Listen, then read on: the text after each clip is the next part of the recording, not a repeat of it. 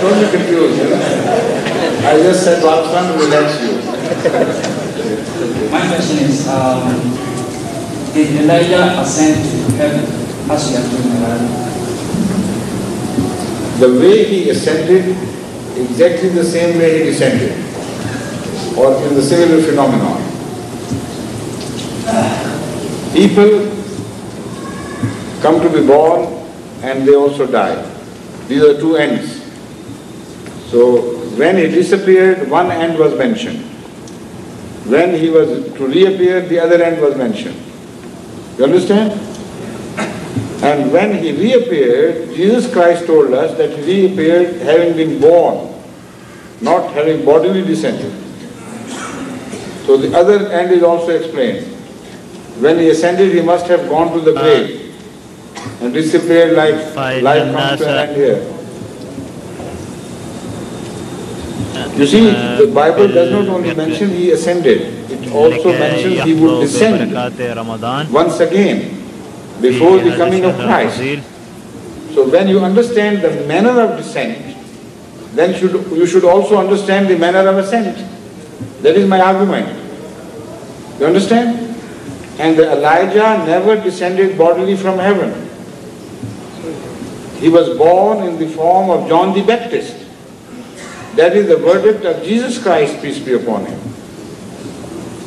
This verdict is binding on every Muslim and every Christian.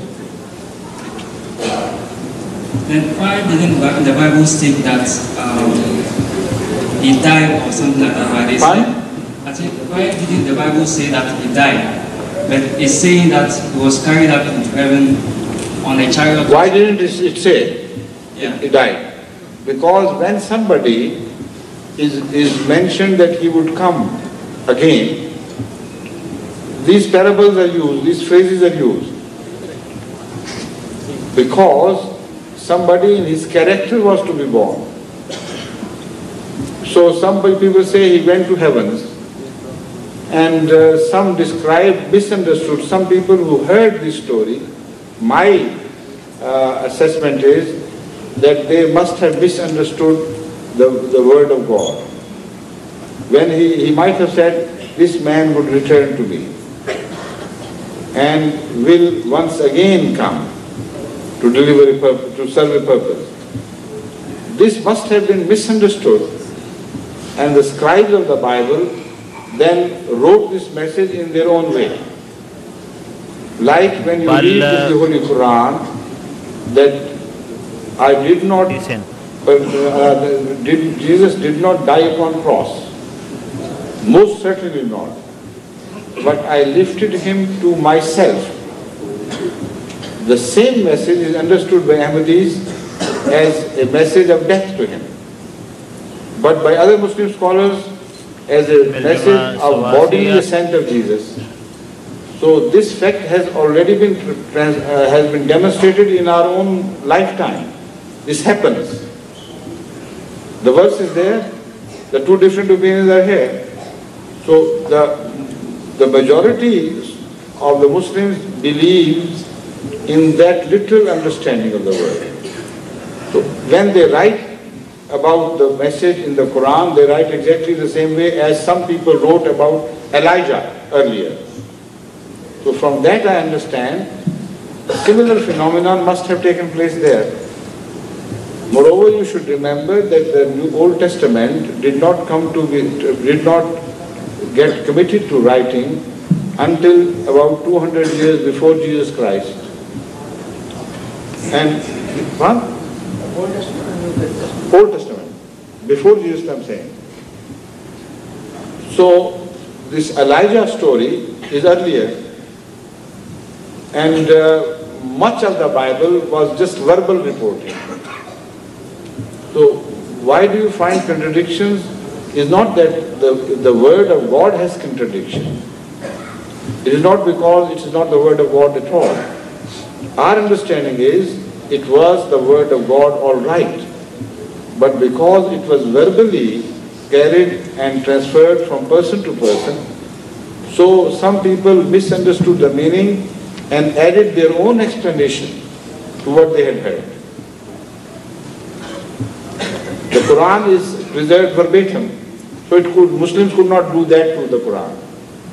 But those things which are not preserved verbatim, they are always open to this danger. So something like that happened to the Bible.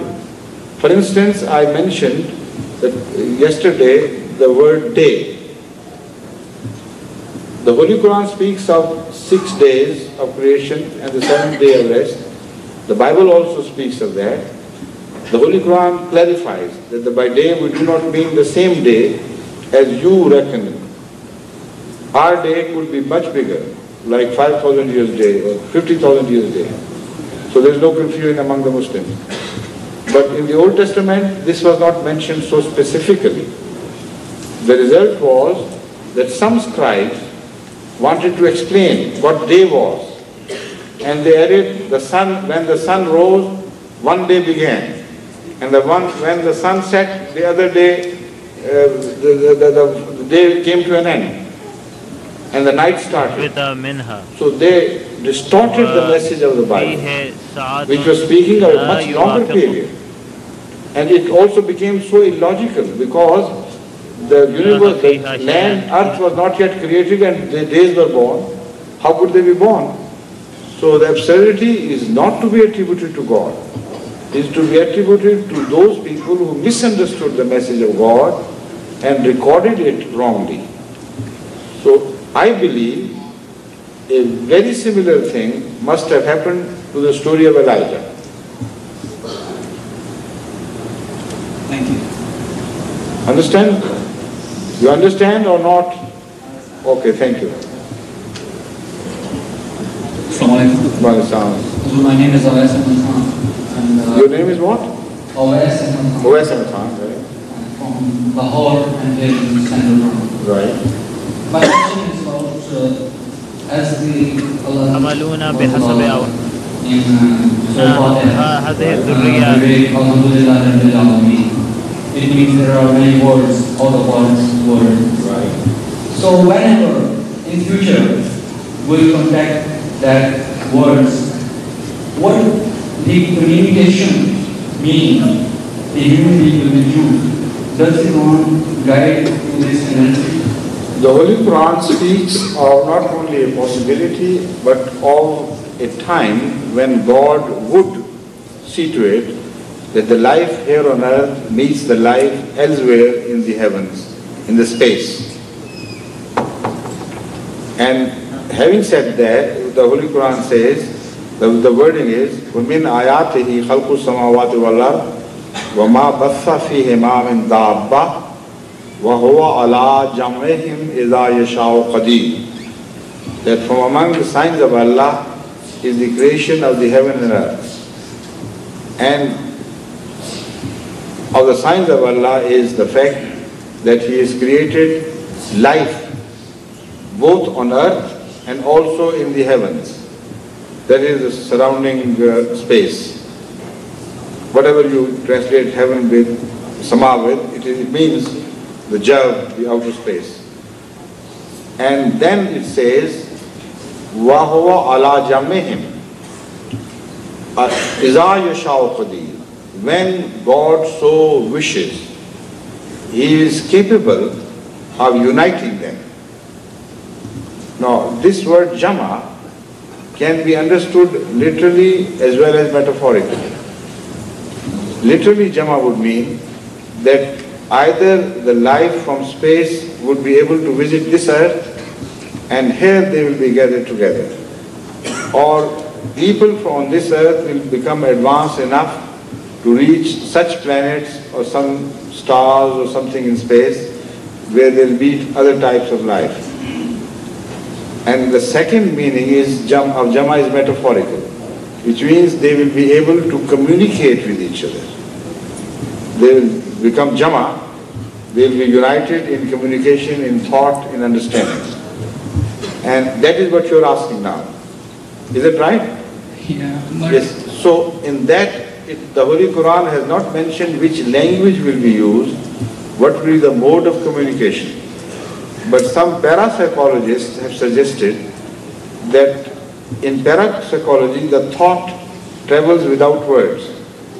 and the